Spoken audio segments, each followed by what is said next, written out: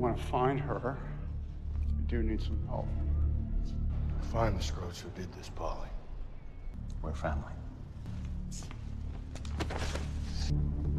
I know just where to look.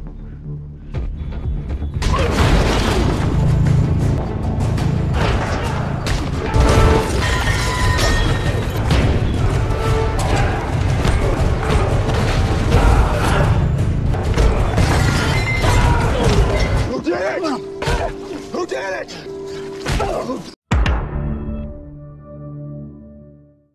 Film diawali dengan memperlihatkan seorang pria bernama Paul, seorang pengusaha kaya yang sangat sukses. Diberitahu kalau Paul ini dulunya adalah seorang bos mafia paling ditakuti, sekaligus paling disegani di Amerika. Saat di perjalanan putri Paul yang bernama Anna, ia meminta izin karena ada 2 teman laki-lakinya yang akan main ke rumah nanti malam. Anna juga mengatakan kalau salah satu dari mereka ada yang menyukai dirinya, dan ia bernama Mike. Sementara Paul yang mendengar itu, ia lantas memperbolehkan kedua teman laki-laki Anna untuk main ke rumah, namun asalkan jangan macam-macam.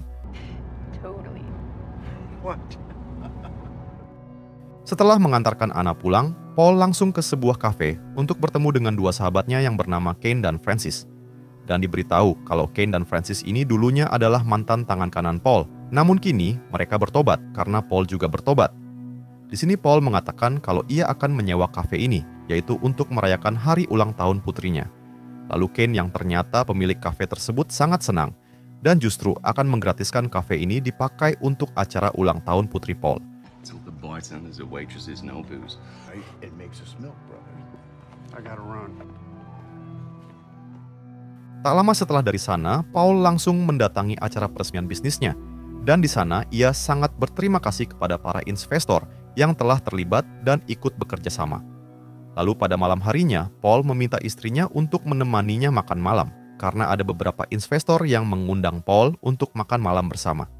Dan sembari menunggu sang istri yang masih sibuk berdandan, Paul menghampiri Anna di ruang tamu. Dan ternyata di sana sudah ada 2 teman laki-laki Anna yang salah satunya adalah Mike. Di sini Paul yang mengetahui kalau Mike sangat menyukai Anna, ia lantas mengajaknya untuk mengobrol 4 mata, untuk bertanya apakah Mike seorang pecandu atau bukan. Namun Mike bersumpah kalau ia adalah seorang laki-laki baik, yang tidak pernah sama sekali menyentuh barang haram seperti yang dimaksud Paul. You ready? Singkatnya ketika Paul sedang makan malam bersama, tiba-tiba saja ia didatangi oleh seorang detektif yang bernama Peter. Di mana kedatangan detektif Peter ini untuk memberitahu Paul dan istrinya kalau Anna putri mereka baru saja diculik oleh para perampok yang berniat merampok rumah mereka. It's about Caitlin. Sesampainya Paul di rumah, terlihat sudah banyak polisi yang mengolah TKP, beserta dengan Mike dan temannya yang sudah babak belur. Di sini detektif Peter lantas berasumsi kalau para perampok itu bukanlah perampok sungguhan, melainkan mereka sengaja ingin menculik Anna. Dan hal itu bisa dibuktikan karena tidak ada satupun barang di rumah Paul yang hilang diambil oleh si perampok itu. Bahkan detektif Peter juga menambahkan kalau semua ini bisa saja dilakukan oleh musuh Paul di masa lalu, karena bagaimanapun juga Paul adalah mantan bos mafia yang sangat besar. Namun meskipun demikian, detektif Peter juga menyuruh Paul untuk tetap tenang, karena ia dan anggotanya akan menyelidiki kasus ini semaksimal mungkin. Your history. What's your way? We'll find her. Tak lama dari itu, setelah detektif Peter pergi, terlihat istri Paul yang menyalahkan Paul karena semua ini terjadi gara-gara Paul yang merupakan mantan bos mafia.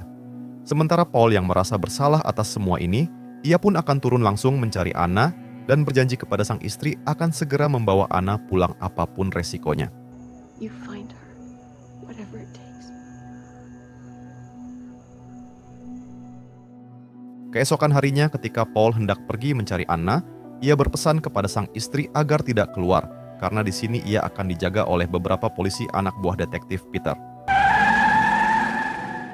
Dan langkah pertama Paul yaitu mendatangi rumah Mike untuk menanyakan ciri-ciri dari si penculik yang telah membawa Anna.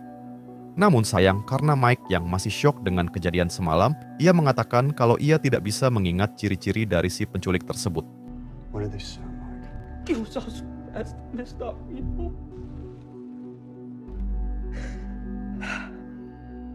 Setelah itu Paul mendatangi Kane dan Francis untuk meminta bantuan mereka mencari Anna dan menghabisi para penculiknya. Sementara Kane dan Francis yang merupakan sahabat sekaligus mantan tangan kanan Paul, tentu saja mereka bersedia untuk membantu Paul. I know just where to look. Tak lama Kane dan Francis pun menemui seorang ketua perampok untuk menanyakan siapa yang telah menculik putri Paul. Namun di sini si ketua perampok itu berusaha meyakinkan mereka kalau ia sama sekali tidak mengetahui tentang penculikan tersebut.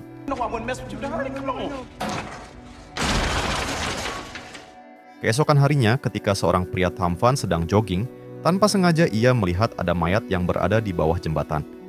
Dan saat itu juga, pria tampan tersebut langsung melaporkannya kepada polisi. Sementara Paul yang baru saja bertemu dengan Kane dan Francis, ia dihampiri oleh polisi yang ditugaskan mengawasi Paul untuk mengabarkan kabar duka kepada Paul. Di mana kalau Anna alias putri Paul telah ditemukan, namun sayang ia ditemukan dalam keadaan tak bernyawa.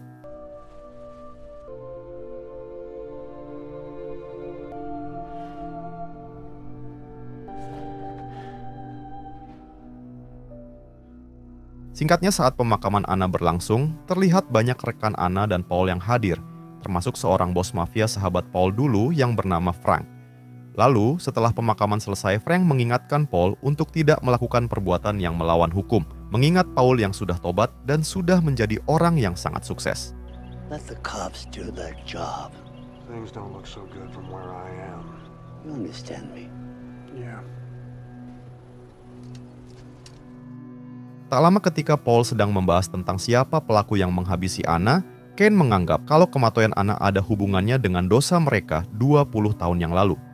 Di mana saat itu mereka yang masih aktif di dunia mafia telah menculik adik dari bos mafia Rusia dan mereka juga menghabisinya.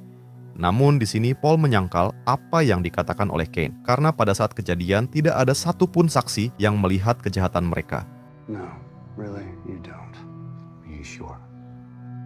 Sementara di tempat lain, Detektif Peter diberitahu oleh anak buahnya kalau hasil penyelidikan Anna ditimbik menggunakan sepucuk pistol Soviet berjenis Tokarev.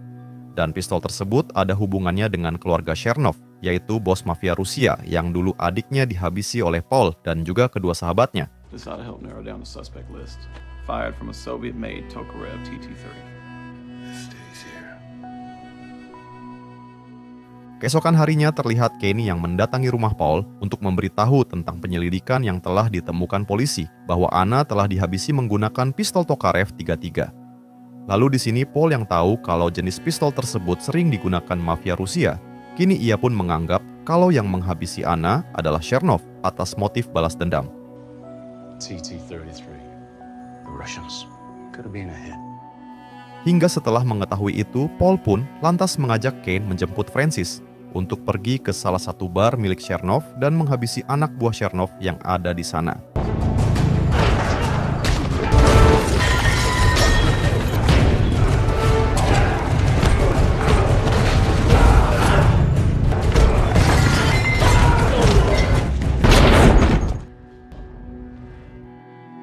Setelah itu Paul, Frank, dan Kane yang belum mendapat respon apapun dari Chernov, mereka pun berniat mendatangi seorang supir pribadi dari almarhum adik Chernov dulu. Lalu sesampainya di lokasi, Paul menyuruh kedua sahabatnya untuk tetap di dalam mobil, sementara dirinya yang akan masuk ke dalam. Hingga saat Paul masuk dan berhasil menemukan keberadaan si supir, terlihat si supir yang sangat ketakutan dan ia lebih memilih untuk kabur dari sana. Sementara Frank yang melihat kalau si target berlari melarikan diri, ia pun menembakkan pistolnya beberapa kali yang padahal orang itu adalah saksi kunci untuk mengetahui siapa yang menghabisi Anna.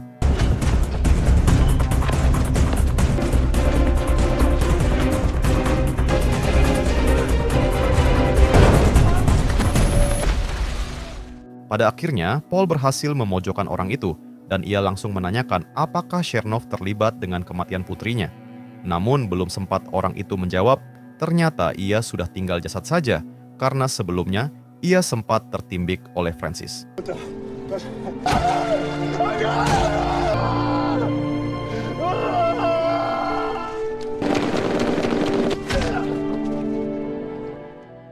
Tak lama setelah itu ketika Paul sedang outbreak di sebuah warkop, tiba-tiba ia dihampiri oleh detektif Peter untuk memberitahu kalau apa yang dilakukan Paul tidak akan membuat putrinya kembali. Bahkan si detektif juga mengancam kalau Paul dan kedua sahabatnya sampai membrutal, maka ia akan tegas dan tidak akan segan-segan untuk menangkapnya. Namun, nampaknya ancaman tersebut tidak Paul pedulikan, karena yang ada di benaknya saat ini hanyalah membalaskan dendam kematian putrinya. Your kid is still alive. Hingga pada malam harinya Paul dan kedua sahabat setianya itu, mereka mendatangi tempat pembuatan obat terlarang milik Chernov dan menghabisi semua anak buah Chernov yang ada di sana.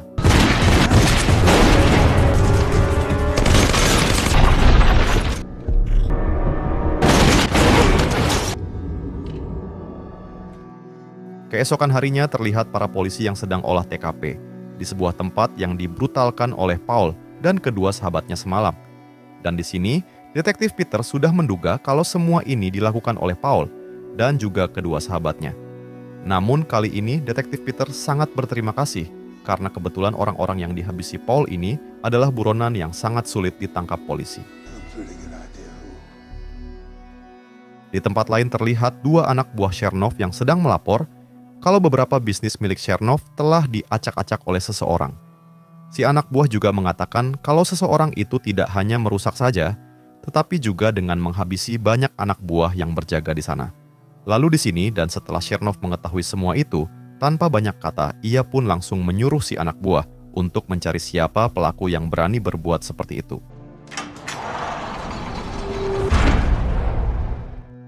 Tak lama dari itu, ketika Kane menyadari kalau anak buah Chernov datang menyerang, ia segera menghubungi Paul untuk meminta bantuan. Lalu Paul yang mengetahui itu, ia pun juga menghubungi Francis. Namun, sayangnya Francis tidak mau mengangkat teleponnya. Sementara itu, Kane yang sendirian, ia berusaha melawan mereka, sehingga ia harus berduel dengan salah satu tangan kanan Chernov.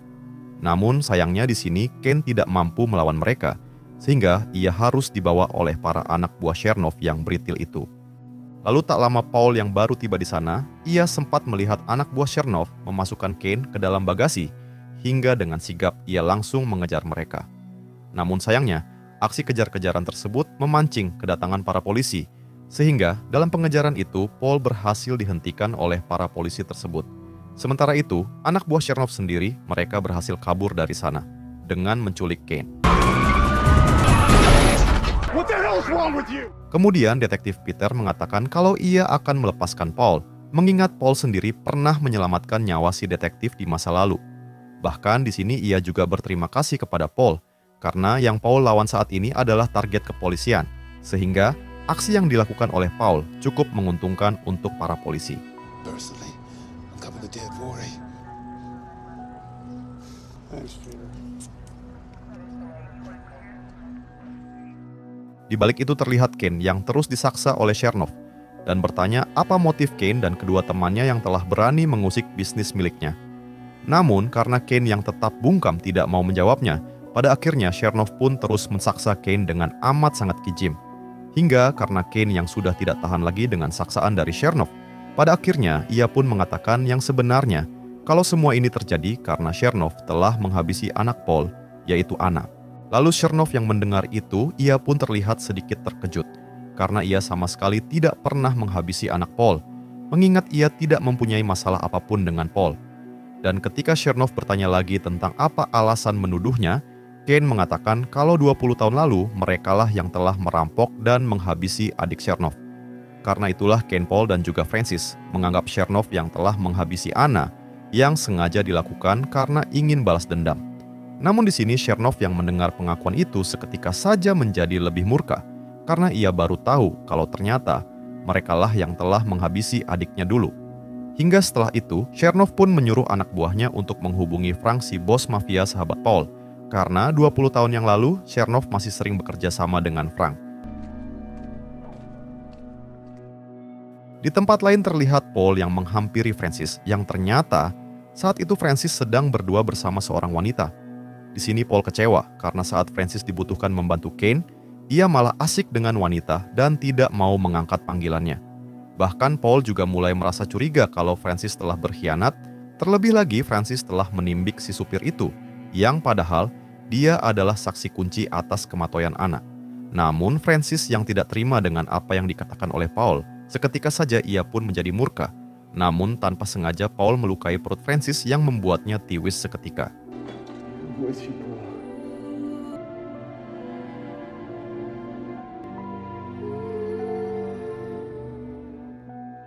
Di balik itu Frank dan Chernoff pun bertemu di suatu tempat, dan Chernoff juga membawa jasad Kane yang ternyata sudah mereka habisi.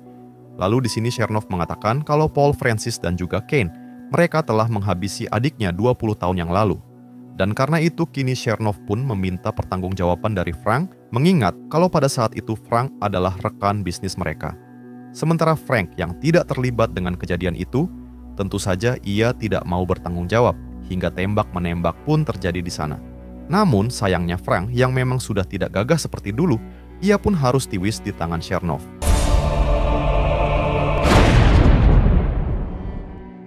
Pada malam harinya ketika Paul hendak pulang ke rumah, ia teringat dengan kejadian di masa lalu saat Paul sedang menghabisi adik Chernoff.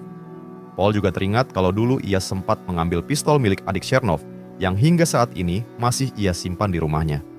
Lalu saat Paul tiba di rumah, ia pun langsung mengecek pistol yang dulu ia ambil dari adik Chernoff itu. Namun betapa terkejutnya Paul karena ternyata pistol tersebut sudah digunakan seseorang karena cara menyimpannya yang terbalik. Bahkan di sini Paul juga menyadari kalau peluru yang ada di pistol ini sama persis dengan peluru yang digunakan menghabisi anak putrinya. Hingga pada akhirnya kini Paul pun menyadari kalau pelaku sebenarnya tak lain adalah kedua teman laki-laki Anna dan salah satunya adalah Mike.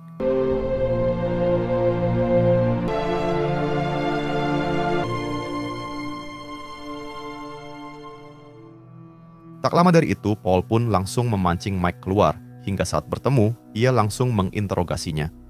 Di sini Paul meminta Mike untuk menjelaskan apa yang ia lakukan kepada Anna, dan pada akhirnya Mike pun menjelaskan yang sebenarnya. Di mana saat malam itu mereka bertiga sedang mabuk supa suung, dan mereka berdua tertarik dengan cerita Anna mengenai ayahnya yang merupakan seorang bos mafia paling disegani pada waktu dulu. Anna juga menunjukkan kepada mereka barang-barang milik Paul dulu, termasuk dengan pistol milik adik Chernoff yang disimpan oleh Paul. Lalu setelah itu mereka bermain-main dengan pistol tersebut, hingga tanpa sengaja Mike malah menimbik Anna sampai matoy. Dan karena saat itu Mike dan temannya sangat ketakutan, mereka memutuskan untuk membuang jasad Anna di bawah jembatan, lalu membuat seolah-olah kejadian tersebut merupakan penyerangan serta penculikan dari kelompok mafia. Kemudian Mike yang sudah pasrah pun menyuruh Paul untuk menghabisinya, karena Mike sangat merasa bersalah tentang apa yang telah terjadi, terlebih lagi Mike sendiri sangat mencintai Anna. Namun Paul yang menyadari kalau kejadian itu sebuah kecelakaan, pada akhirnya ia pun mengampuni Mike lalu segera pergi dari sana.